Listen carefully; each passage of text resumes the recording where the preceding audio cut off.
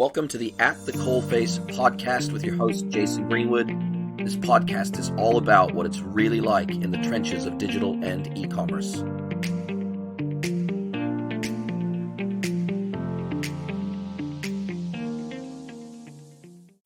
Hello, everybody, and welcome to another episode of the podcast. I've got a really fun episode for you guys today, and I've got Rosie Bailey here from Nibble. Welcome, Rosie. Thank you very much. Lovely to be here. Lovely that we found a time to connect because we're absolutely opposite time zones, aren't we? We absolutely are. I'm in Auckland and you're based in London, correct? Yes, that's right. So I think it's even tomorrow for you. Yes, that's right. Yeah, we get the first day. I think we're one of the earliest countries in the world of the new day. So it's Thursday, just after 9 a.m. for me, and it must be Wednesday night for you. I've just put the kids to bed.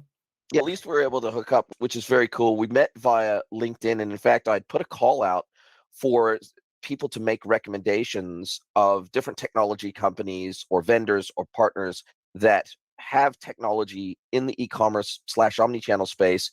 And several people put up their hands and said, you need to speak with Rosie. So here we are. Thank you. That's very exciting. And it's interesting because you mentioned, and I saw it from your LinkedIn profile, but you mentioned before we went on air that you've got this background in the commercial side of business, in investment banking, and you've been non-executive director of other companies. So I read from your LinkedIn profile that you went to the London School as well, the Sloan Masters in Leadership and Strategy through the London Business School. And you've also been the independent non-executive director of STEM Learning out of the UK. So you've got this interesting background of the commercial leadership, but also now entrepreneurship as well. So it's an interesting blend. Yes, I suppose you could say it's the output of a very well-timed midlife crisis, right? I did 20 years in investment banking. Sorry about that, for my sins. Loved meeting clients. You get a real privilege you meet lots of really exciting businesses at really interesting times, and you get to sit in the boardroom when they're making, frankly, strategically crossroads decisions, right? So that's super exciting. Downside is you're an investment banker and all your colleagues are investment bankers, which is a shame. We do our best. And alongside that, I sat on the board of STEM Learning, which is the largest STEM education charity in the UK. And I'm a very passionate supporter of making sure that everyone gets a great grounding in science and technology education, whether you're going to be a scientist or a technologist when you grow up or not. I think it's really important. So that's what we do for them. And then, yes, midlife crisis hit. So I went to London Business School, which is marginally cheaper than buying a Ferrari. And met my business partner, Jamie. And Jamie, to be fair, is the creative one who thought up the idea behind Nibble, but we wrestled it together. I'm a bit more perhaps data driven. I did maths at uni, so I'm a little bit dangerous on the numbers and the data. Also from the banking background, I'm quite salesy and quite outward facing. And Jamie's more on the product design and more on making sure that it all fits together really well. He's a prior entrepreneur, so we learn from some of his experience. So it's a really complementary mix. Such a good thing. I had my prior business before becoming a consultant back in the early days when I owned my own e-commerce pure play business. I had a business partner that was very complimentary and know how good that can be. He also happened to be one of my best friends and still is one of my best friends, not used to be. That makes it sound like he's passed away or something. But yeah, so we went into business together and he was very much the commercial negotiator. He had the background in product sourcing. He had the background in commercial negotiations and negotiating trade terms, etc. And then I had the background in e-com. So we were very complementary to each other. And that can work out super well when you have different skill sets, because you tend not to second guess each other's decisions or recommendations because you don't have the same skill set as them, because there's no chance to, I guess, overlap too much. Yes. And I think you also have to be able to disagree in a constructive way as well, which it doesn't happen all the time, but it means that you work things through. And because you come at things from different places, you immediately jump to what seems the obvious conclusion to you, and then the other person jumps to a seemingly different obvious conclusion. And I think you learn a lot that way. I think it's really exciting. It certainly is. And before we get into exactly what Nibble is and how that it works, how did you guys settle on developing technology for the e-commerce space specifically? So was there some sort of predisposed bent to this vertical or this space? Or was it something where you guys just said, hey, let's go out and let's look for a gap in the market that we think needs filling, and let's see if we can fill it? We probably did it all the wrong way. We had an amazing idea, fell in love with it, and hoped that there was a gap in the market for it, which is, if you go to London Business School, that's what they tell you absolutely do not do. But Jamie's background is mostly in e-com. He grew up, his family business actually was a fashion business, and he then formed his own business, which was an agency business. So he's grown up in e-com and online. And as a banker, most of my clients were retail and leisure businesses. And when I left banking, I sat on the board of a big leisure business called Forest Holidays. Definitely consumer-facing businesses is something we shared, albeit from very different angles. And then Genesis for the idea of Nibble was a real life experience that Jamie had. His wife is Turkish, so he spends a lot of time out in Turkey. And he was in the markets in Istanbul, and he wanted a pair of trainers, and he haggled for them. And then he came away from that experience with a big smile on his face and a price that worked for him and a price that worked for the seller. And he said, that was fun, cheeky, and efficient. And how can we replace that fun and efficient and effective experience on e-com? That is a perfect segue into what Nibble is and does. And we did something before we went on air that I've never had any other guest ask me to do, which is, hey, go and if you haven't used my technology before, let's go and let's do a walkthrough of the technology very quick. It'll only take 60 seconds so that you can actually see how it works. And so we went ahead and we did that. And we went to the demo on your website. And so tell us a little bit about what Nibble does from your perspective. And I guess it falls directly in line with that whole haggling experience, but converted into a digital e-commerce age version of the product. Yes, exactly. You probably dreaded it when I said you must do a demo. You were probably thinking, gosh, I haven't scheduled enough time for this. But our demo is very quick and intended to make you smile, and is something you can do without us. So it's something that anyone can do. And what Nibble is, it's a chatbot. It sits on the retailer's own website, so a direct consumer brand's website, and it allows the consumer to make an offer, and it resolves that offer and finds an agreement within about 60 seconds. And so through that chat, you have a natural language negotiation. And if an agreement is reached, which it is in about 50% of our conversations, the shopper can add to basket and pay out at the new price. A lot of people say to me, why would I want to haggle on my website? And I would say on eBay, they've been advertising that this improves conversion for years. And on marketplaces where many items are quite difficult to price, maybe because they're pre-owned or unique or specific to the circumstance, or maybe they're a service, I think negotiating a price is a good way of finding the market clearing price. But even for a branded e-com, I would say you're negotiating all the time, because you're saying to your customer, I can give you 10% off if you sign up to my mailing list. Or if you buy 3 items, I can do you a better deal. Or loyal customers get 15% off the new season collection. And I can put all of those offers into a natural language chat. And honestly, we can find the win-win. We can find the situation that works for the customer and the situation that works for the retailer. Yeah, and you rightly point out that and I did test it, and we did try it live together and walk through the process together. And it is super simple. It is super seamless. It is super easy. And basically it says, I'm Nibble, I can help you get a better deal. Let's stop the clock watching and start negotiating. And it says what the product is listed for. And then you basically make a reasonable offer, and away we go. And I started with a stupid offer, a ridiculously low offer, and that wasn't accepted. But then we negotiated back and forth until we arrived at the minimum offer that was able to be accepted. And then what you explained to me further from that is effectively that discount would be applied automatically for me at the cart level when I went to check out. And so very seamless, very easy. But I guess my question that immediately jumped out at me after this was, there's obviously a threshold at which the merchant has either set down to the SKU level or site-wide a certain percentage that they're willing to take as an offer below what is being sold as. And so I guess what we're talking about here is almost a gamification of the buying process, to where if I'm willing to take a 10% discount, let's just say hypothetically, I'm willing to take a 10% discount on every single item in my store in order to get them to sell via Nibble, I guess I could gamify that, add 10% to every item on my store, and then anybody who doesn't take the full 10%, I'm a winner on.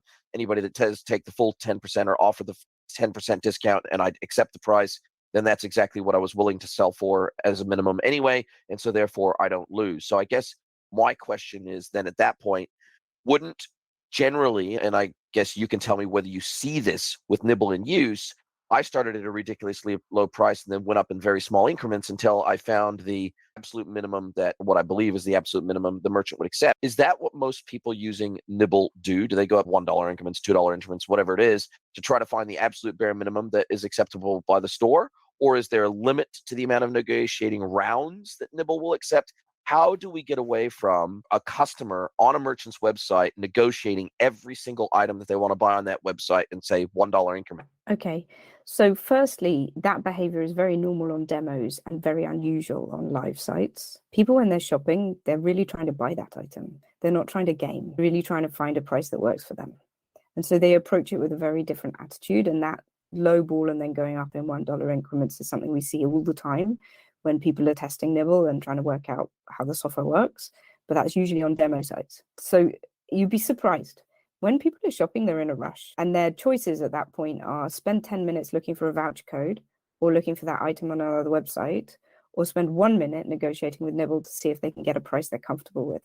And sorry to interrupt. So basically, you don't see in practice. So in theory, yes, they could do that on every single item they want to buy on a website, and they could go up $1 at a time. Or because most people are time pressured, and most people, once they get to a website, they actually have high intent to buy if they've actually gone to an e-commerce website, whether it be from an ad or directly through a domain name, etc. So really, you don't see this behavior in practice. much less often than you might think. And then we defend ourselves against it. So the people who behave that way get worse deals than the people who treat Nibble like a human. I see. Okay. So I'll look at your negotiation later, Jason, but I hazard a guess you didn't get the lowest price. You may feel like you did, but I doubt you did. Secondly, the rounds are limited. If you look like you're doing that tactic after a couple of rounds, Nibble will say, let's not waste each other's time. Let's see if we can meet in the middle at X, and it will stop taking further bids. At that point, you're very welcome to close the chat window and start again. And what we find is a lot of people then start again with something much more reasonable and much more sort of human-like, right? If you are negotiating person to person, if you're trying to get a salary raise, you don't go in $1 increments, right? Because you know you've not got infinite time before your boss runs out of patience. And if you behave that way to Nibble, you get a better deal. And people learn that, right? So the people who do that come back a second time. If you come back a third time, Nibble just doesn't engage. Nibble says, look, the best you got in the last 2 goes was this price. And should we do it at that price, or should we not waste each other's time? Because at the end of the day, if the customer is trying to get a price the retailer is not willing to offer, we don't want the customer to keep going and get more and more frustrated and angry. It's no good for the brand, right? If we can't find a middle ground in 2 goes, it's normally because there's a sort of fundamental mismatch of expectations, in which case it's much easier to just part as friends. Makes sense, because that's what happens in real life, right? So I haven't been to Turkey before. I'd love to go. It's definitely high on my list, but I've been to other countries where negotiating pricing is the norm, whether it be from Bali to Mexico to multiple other countries where haggling, particularly in market type environments, is the norm. But again, you tend, even though you might know that haggling is the norm and absolutely expected, you tend, particularly when you're face to face with other human beings, you tend not to be offensive in your lowballing. You're not going to necessarily ask for 50% discount out of the gate, right? You want to try to get the best deal you can, but you want to at least make an initial offer that allows for negotiating room, as opposed to being purely offensive. Exactly. And the closer we're working with the most senior professor of negotiation at London Business School. And if you want some great negotiation tips, you should look up his TED talk, which has been watched by several million people. And negotiation is really academically researched. And there's a reason why people like Diageo, big PFDG brands, send their middle management on negotiation skills courses, is you can learn techniques and you can get a better result. And so, if you like, Nibble's been trained by the professionals, and we recognize about 100 intents at the moment. And then an intent is something that you might write that Nibble needs to understand. So things like, do you offer free shipping? I've seen it cheaper on Amazon. Are you sure that's the best you can do? Or it's a gift for my mother-in-law. I obviously can't spend that much. In the vein of that negotiation technology or that negotiation research, psychological research, that research in many instances has also sprung out of many more dire situations, right? So hostage negotiation, suicide negotiation, etc. So we're talking this whole field, this psychological field, is much more broad than just necessarily commercial negotiations, because the same human psychological triggers are at play in kind of both scenarios to a degree. And so this field is very broad. So I'm guessing that what gets learnt in one field is pretty transferable to another in the sense of negotiating tactics and psychology in the human brain. Totally. And we're pretty nerdy about behavioral science. As an aside, the one I love, your argument is stronger if you give a reason. And the way to think about this is you're queuing up for the coffee machine in the office, and somebody rushes in from the door and says, "Excuse me, I need to go first." And most people go, "Stand in line. Wait a second. We've all been queuing." If that person goes, "I'm so sorry, I'm late for a meeting, I need to go first," you're more likely to just let them in at the front of the queue. They give you a reason. It's a terrible reason. They shouldn't be late for a meeting. They should have been more organized, but you're more likely to let them to the front of the queue. So the equivalent in Nibble is we were on a fair trade coffee brand. Somebody lowballed, they put 50% in, that they wanted to buy a discovery box, a taster box for £20. And so they put in £10. And Nibble came back and said, "It's fair trade premium coffee. That means we pay our farmers a fair wage. You don't want it for that. It costs us more to deliver to you." And of course, reiterating those brand values meant that person immediately jumped from £10 to £17. Nibble accepted the offer and everyone was happy. But that reiterating the brand values is good enough to justify to people why they shouldn't be lowballing. So sometimes the interaction is not just about the numbers. Absolutely makes sense. You hit the nail on the head. I think there's a couple of human triggers at play there in the coffee scenario, which is one, empathy, and two, reciprocity, right? You think to yourself, there might be a time in my future when I'm late for a meeting. I shouldn't be, but I am.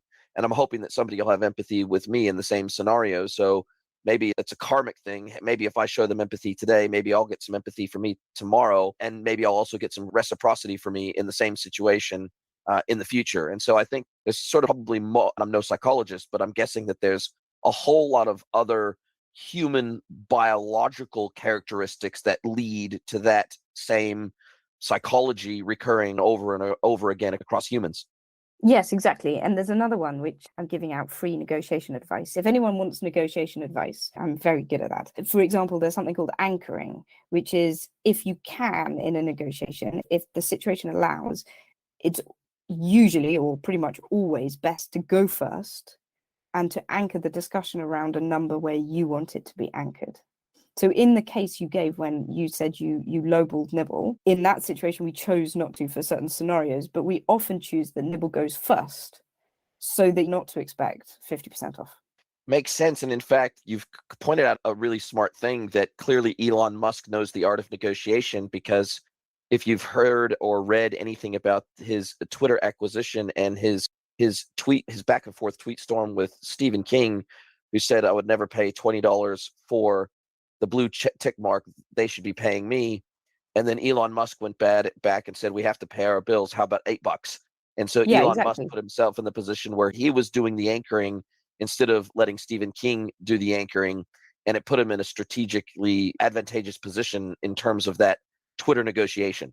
Exactly. And he gave a reason. We need to pay the bills. Yes. So he did both. He did both. In fact, we would love to be, we could negotiate every single one of those blue check marks individually. That is what our business model is all about, right? It doesn't involve Elon Musk getting on Twitter and doing it one by one with all his famous friends. We could honestly minute each and find a middle ground for everyone. And probably maximize revenue for Twitter in the process. That's the objective. Because the other thing that leaps to mind for me here is that for some people, their time is more valuable than their money, and for other people, their money is more valuable than their time, or seemingly so. And therefore, if I'm wealthier, for example, then I might, if I'm negotiating on a $500 watch, for example, I might not care that it's $500. I just want to buy the watch as quickly as possible, and so therefore I'll just add it to my cart and pay full price. But if my money to me is more important than my time, then I might try to negotiate down. But there's probably a limit to my negotiation where the value of my time and the value of my money meet. psychologically in my mind. And it's different for different people. This has been studied in China. And there were two aspects that stopped people negotiating. One was the value of losing face, and that was similar for everyone. So the idea of making an offer, it being rejected, and this was on Alibaba, on the equivalent of eBay. So the idea of making an offer, it being rejected, and then you coming back with your tail between your legs and going, actually, okay, I'll take the list price. That is the same for everyone. And it's valued in this piece of research, if you believe it, around $1 a transaction. And then the second piece is the value of the time. And on most of these platforms, like an eBay, would it be Trade Me for New Zealand? Trade Me, correct. Yes. There's a time cost to it because it's a messaging device. It's a bit like emails or WhatsApp or SMS, and it might take a day, it might take half a day, it might take several hours. And so that time cost is then, this piece of research says, directly proportionate to your earning power. So people who have a very high earning power value their time very highly.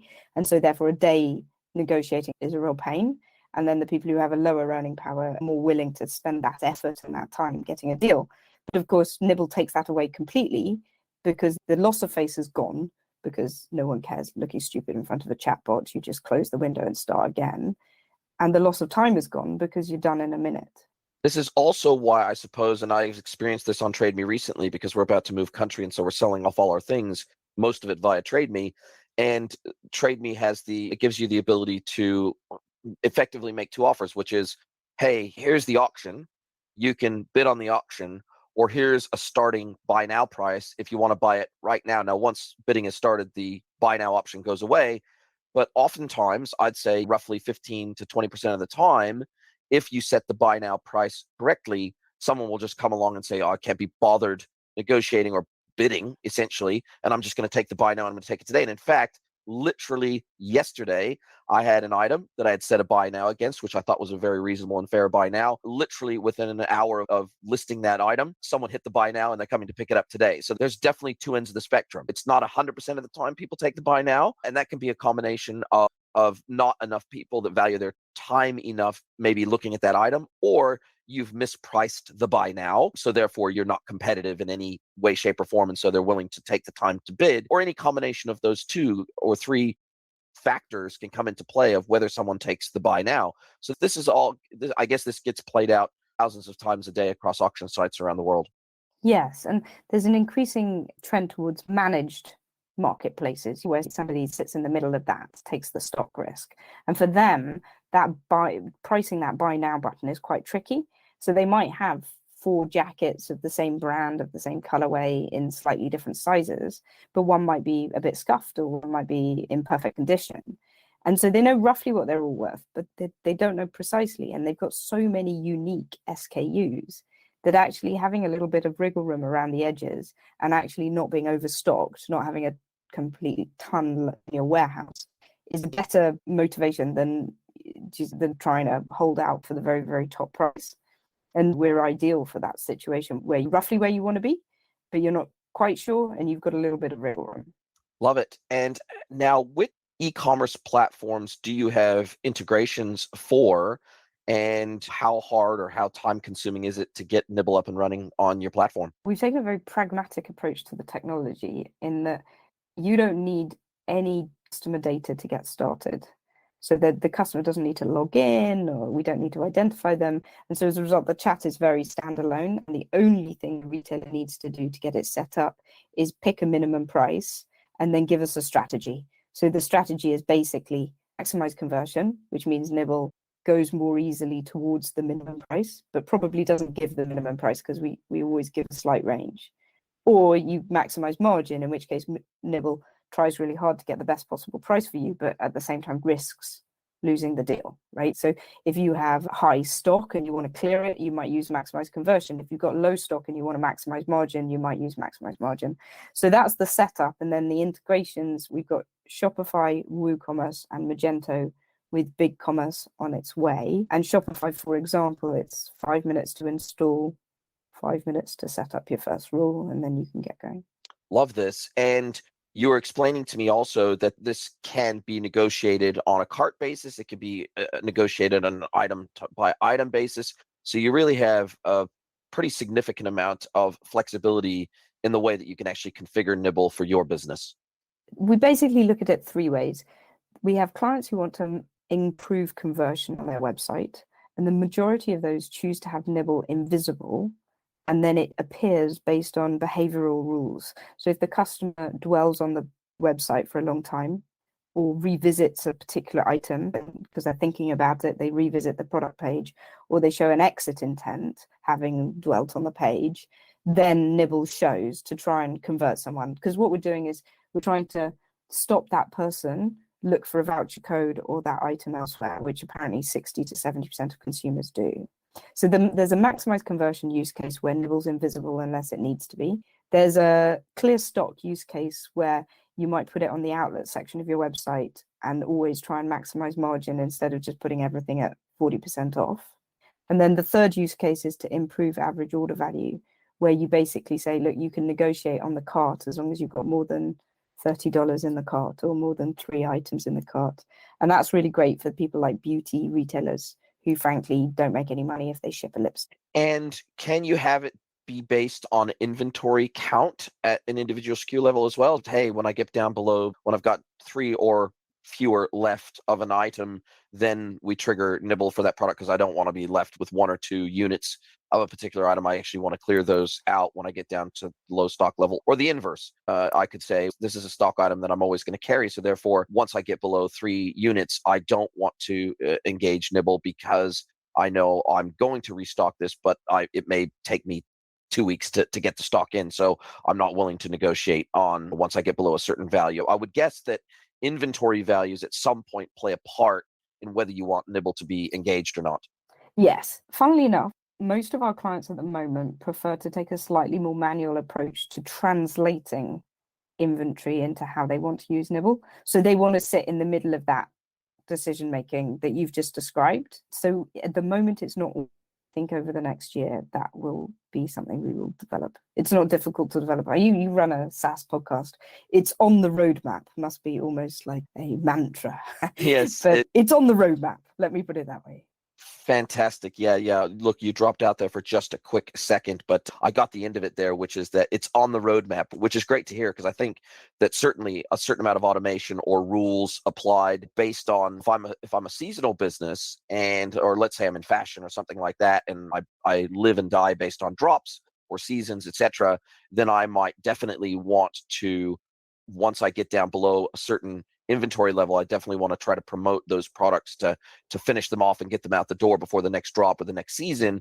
Whereas if I have certain perennial products that just keep coming back, or I've always got them in stock, etc., then I may not want to discount once I get below a certain stock level. So I think there probably are certain scenarios where that configuration option within the platform would be super beneficial.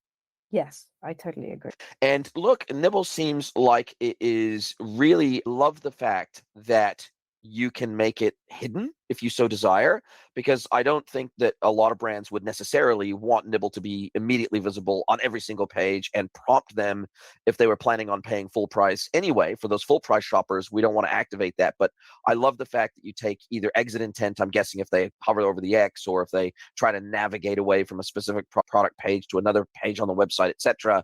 Then obviously if you're using some sort of exit intent or any other intent other than buying right there on that PDP, if you can effectively trigger Nibble very transparently based on certain scenarios and use cases, then that feels like you're going to minimize the chances that you're going to lose margin, but you're going to maximize your conversion opportunities. Yes, totally. Our mantra is that the retailer or the brand has worked really hard to get the customer to that page, the product page. And the last thing you want to do is lose an interested customer because they just feel like they want to be made to feel special, right? They want a little deal. And the risk, if they start looking for a deal on another website, they forget to come back in the first place. Yes, so it's very much about trying to maximize conversions, but without getting in the way of your full price shoppers.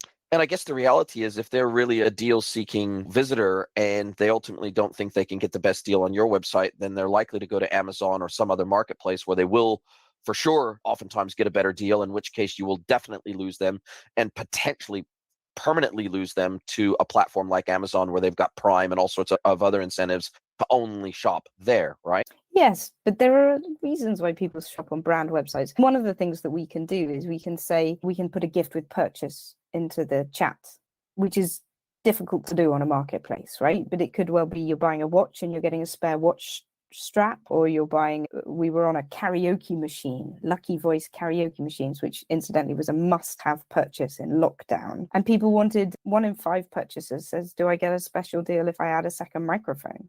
So we could do those sorts of deals that is actually quite hard to do on marketplaces. Yeah, okay, so that's very interesting. And so Nibble can actually make that offer. So in other words, if someone offers a price, but Nibble can then say, I can't do that price. However, what I can do is give you an extra microphone with this item at no extra charge. Would you like that deal, kind of thing? So it can negotiate Exactly. on things other than price. Exactly. And it could be that thing could be free delivery, for example. So it effectively has the ability to manage cross-sells / upsells throughout that negotiation process. Yes. Yes. Wow, sounds super flexible. Now, I noticed that from a pricing perspective, I was going to ask you how you guys make your money, but you make it pretty transparent on the website. Basically, basic, which is free, up to 250 negotiations a month.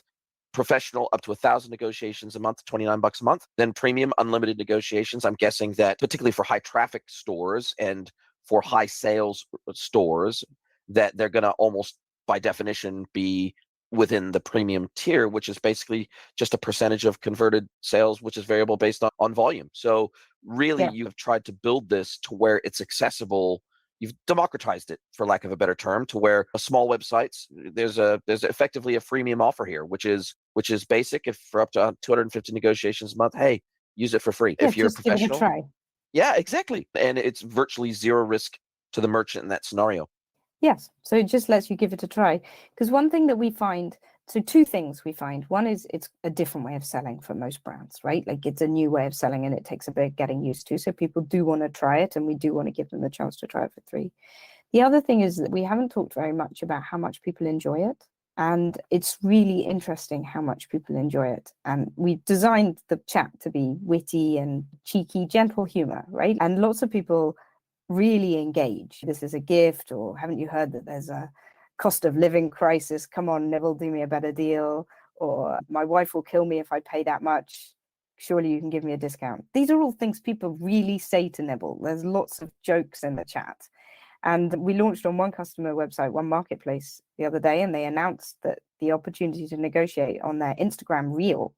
And they got 4 million views of that reel and 80,000 likes and a whole ton of comments like, this is amazing, or introverts can now negotiate. It was very funny. And so if we don't let you do it for free, you can't really see and feel how much your shoppers really enjoy this. Have you thought about using Nibble on your own pricing on your own website? We're about to launch it, actually. That's so funny you ask. And I'm also venture capital funded. And our next fundraising, I'm hoping to be able to use Nibble to negotiate the pricing. Yes, we're just developing Nibble for our own SaaS page. And if anyone else wants to test out Nibble for SaaS, I'm really happy to co-develop it for them. Package, I can't do you a deal, but if you upgrade to the other package or sign up for 12 months, that sort of thing.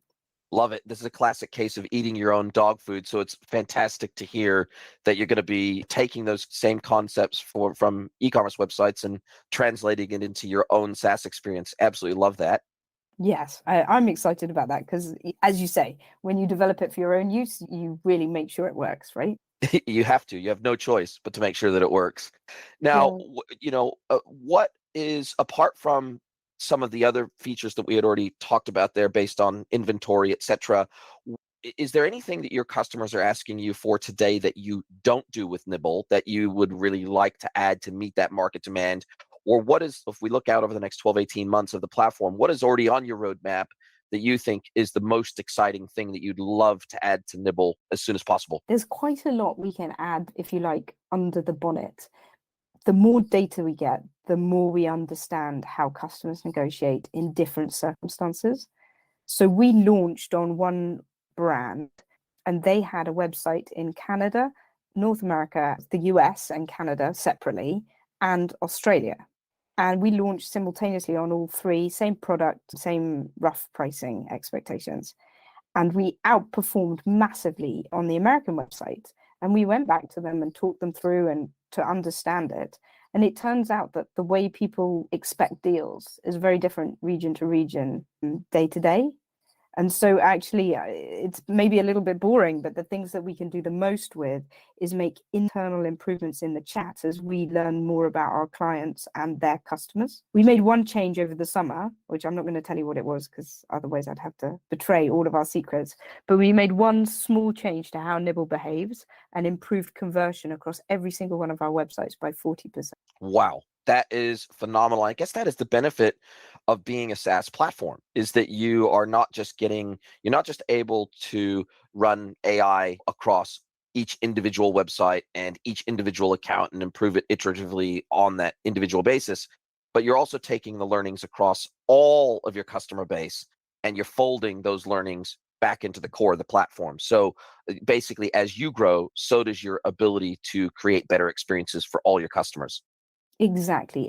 And because we charge on a success fee basis, we're very aligned. We really just want Nibble to agree more and more deals with your. And so is, when I see, for example, up to 1,000 negotiations, is that successful negotiations, or is that just when Nibble is engaged? Just when Nibble's engaged. Now, I guess that makes sense to me, because if a merchant was to, because this, without that rule, you're so reliant on merchants being reasonable in the rules that they set to help ensure conversion, that if it was only based on conversion, then too much of that is out of your hands in terms of success. Yes. And one of our biggest problems is merchants panicking about promotions and putting too many things on their website that then contradict. So one of our biggest problems is people get halfway through the chat and then they say something to Nibble, but I can see a better deal than that on the website. And there's nothing we can do about that. We're not choosing your pricing strategy. But of course, then they get irritated with Nibble for not offering the same as the promotion on the website. So one of our biggest challenges is to encourage people to properly A/B test this against voucher codes, 50% off, flash sales, other things that they're trying. If you've got too much stock or you've done it the same way all the time, it's very hard to do something differently. But we're embedded in, over the next 6 months, we'll be able to embed an internal A/B test, so that we'll be able to actually test internally within Nibble different behaviors, so that we can help guide people towards pricing strategies that might maximize their profit. Wow, that is incredible. Absolutely love it. I've never come across technology like this before. Do you have any competitors in the marketplace, or anybody you consider a competitor? Or do you feel like the way that you guys do this and the way that you deliver it and what you've built is so unique that you really feel like you're operating in a pretty much a blue ocean environment? We haven't seen anyone doing this. Our closest competitors are eBay Make an Offer, human to human, peer-to-peer selling. Or there are some make an offer apps out there, but they're a form, right? And they're an instant accept. So it's a form, and if you're in the zone, you get accepted. If you're not in the zone, you get rejected, but put on a form, and then the retailer can choose to reply to you 2 days later if you want. But by that stage, you've lost the moment. Do you know what I mean? There's no proper natural language chat. And when we talk to this professor of negotiation, Nero, who we're working with very closely, the reason he was excited to join is he'd seen people trying to create a mathematical algorithm that sort of did a numerical negotiation. But what Nibble does is it puts the emotive part in it. And every negotiation is part emotive and part numerical. And actually the outcome is much broader than just a number. It's how it makes you feel. And increasingly, we're putting much more rules into the negotiation that aren't just the number, aren't just the price. Free shipping is a great example. It's not too emotional, where it might have a list price of $5 on the website. The majority of your customers are city dwellers and then don't live very far away from your warehouse, and your average delivery cost is, let's say, $3 or $4. So what the customer believes they're getting is the $5 money off for the free shipping, but what is actually costing you might be a lot less. Same goes for gift with purchase. Love that. And Nibble might just be the first chatbot I've met that I've liked, because this is literally, I run across chatbots very frequently online and generally absolutely abhor the experience. And if they give me an opportunity to speak to a human, I take it at the first opportunity. But Nibble was actually fun. It was actually enjoyable. So I hate to almost admit this, that it's a chatbot I would probably engage with. We have an absolute gem of a copywriter and an absolutely brilliant natural language team. I'll give you one example. If you say to Nibble, that offer, I'm going to need to think about it. Nibble goes, don't worry, I've opened another tab and I'm looking at pictures of cats until you're ready. Love it. Love it. Absolutely love this. I love what you guys are doing with Nibble. It sounds super interesting, super cool. It's novel. That's what I like about it. It brings an element of gamification to the buying experience, which, as we all know, people tend to love.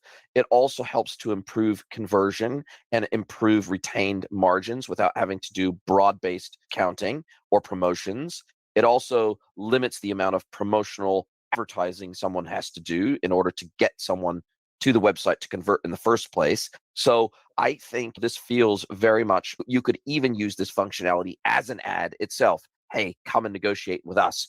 There's lots of ways you could play this technology as a brand. There's lots of ways you could almost brand the experience as a brand. And I do love that about it. So I'm really grateful that you've built this platform that does something that really I have never seen anywhere else. And to your point of having competition, I've never seen anything like Nibble in the marketplace. So you guys have created something truly blue ocean. And that's always exciting as an entrepreneur, isn't it? Yeah, fingers crossed. Yeah, we've set ourselves up for a big challenge, but it is really exciting. It's really cool. We're all a bit in love with Nibble, to be perfectly honest. Love it. Now, we're at the point of the podcast where I turn the microphone over to you. I let you ask me one question, any question you like. So, Rosie Bailey from Nibble, what is your question for me? I think, what was your last negotiation? Trying to think, that's a very, very good question. I think we were in Bali just before the first lockdowns, and we were in a market, and my wife absolutely hates haggling and negotiating. And so we were wanting to buy some flip-flops for her, and she didn't want to negotiate, but the starting price in the market was more expensive than buying flip-flops in New Zealand. And so I felt obliged to negotiate. We ended up getting a really good price for the flip-flops. That's the last time I can remember haggling or negotiating for anything. Oh, no, I take that back. I will almost always haggle or negotiate if I'm buying something person to person and it's secondhand, like a secondhand vehicle. That's probably the most recent time that I've haggled was buying a car, but definitely in a marketplace setting, it was Bali probably just over 3.5 years ago. So I do love haggling. I do love negotiating. I'm a haggler myself and I love it. To a degree, I love it when people haggle with me. If I'm selling a car secondhand or whatever, if someone never expects someone to take the first price that I'm offering for something. And so I actually enjoy the art of negotiation. I enjoy the art of haggling when it's both being done to me and when I'm engaging with that with someone else. So I have no issues with negotiation whatsoever, but my wife absolutely hates it. She just finds it demeaning and embarrassing. You guys are probably quite representative. We find it's 50-50. Half the people love it, half the people hate it. But I've got 6-year-old twins. They negotiate over Pokemon cards. Makes absolute sense. You can bring all of your negotiated learnings from your kids into Nibble. Exactly, it's an observatory. Now, if someone wants to get a hold of you or find out more about Nibble, are they best to just simply go to the Nibble website, which is nibbletechnology.com, Nible technology.com? Is that the best way for them to find out about you, or would you prefer that they reach out to you on LinkedIn? How's the best way for them to find out more about Nibble?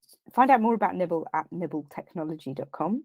Find out more about me or ask me for negotiation tips in real life and find me on LinkedIn, Rosie Bailey. Love it. Rosie, have had an absolute blast of a time speaking with you today. I wish you every success with Nibble. Very cool technology. And I look forward to seeing what happens with Nibble over the next 6, 12, 18 months and where you take this thing. It's super exciting. Fingers crossed. Thank you very much. Are you a merchant or software vendor that is focused on e-commerce or omnichannel? Then head over to greenwoodconsulting.net to see how we can help you scale your business.